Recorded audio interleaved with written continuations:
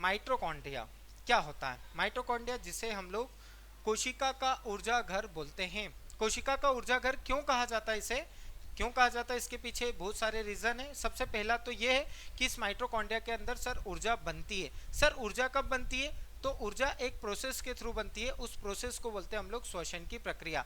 तो माइटोकॉन्ड्रिया में क्या होता है बेटा? श्वसन होता है। और किस भाग में होता है? तो उसके मैट्रिक्स वाले भाग में होता है। श्वसन की प्रक्रिया क्या होती है? तो जो भी हम लोग खाना खाते हैं वो ग्लूकोज के फॉर्म में हमारे ब्लड में होता है। हम एनवायरनमेंट से नोज से एयर लेते हैं, उसमें ऑक्सीजन रहती है। वो ऑक्सीजन क्या होती है भाई? जाती है ब्लड में, घुल जाती है।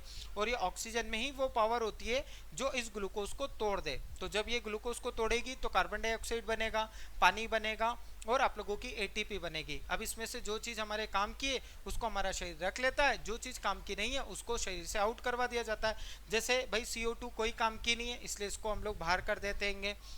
पानी, तो भाई पानी की तो हमारे शरीर को ज़रूरत है। लगभग 70 to 80% हमारी जो बॉडी है ये पानी की ही बनी होती है, क्योंकि पानी हमारी सेल की ग्रोथ करता है, टिश्यू की ग्रोथ करता है, हमारे डाइजेशन में हमारी मदद करता है, एक्सक्रीशन में हमारी मदद करता है, हाँ हमारी ग्रोथ करवाने में मदद करता है। पानी पानी की कमी होने से बचाता है, हमारी बॉडी को डिहाइड्रेट होने से बचाता है। इसीलिए तो जल ही जीवन है कहा जाता है।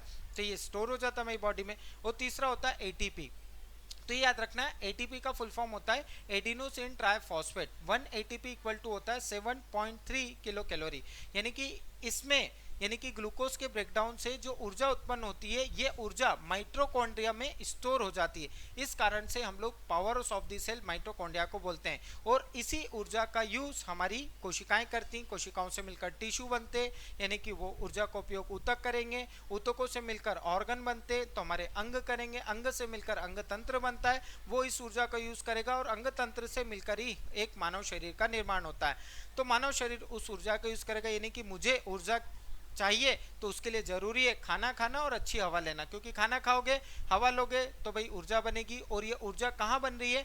ये प्रोसेस को हम लोग श्वसन की प्रक्रिया बोलते हैं। और ये जो श्वसन की प्रक्रिया है होती है ये आप लोगों का माइटोकॉन्ड्रिया, इसमें बाहरी लेयर होती है क्रिस्टे और इनर लेयर को बोलते हैं मैट्रिक्स। तो ये जो श्वसन की प्रक्रिया ये आप लोगों के मैट्रिक्स वाले भाग में होती है। और ये जो एटीपी जनरेट हो रही है ये स्टोर कहाँ हो रही है? इसी मैट्रिक्स वाले भाग में हो रही है। और मैट्रिक्स वाले भाग में ही जब ये स्टोर होती है तो इसका use cell, tissue, organ system और हमारी बॉडी करती है। ये आप लोगों को याद रखना है। कैसी लगी इन्फॉर्मेशन?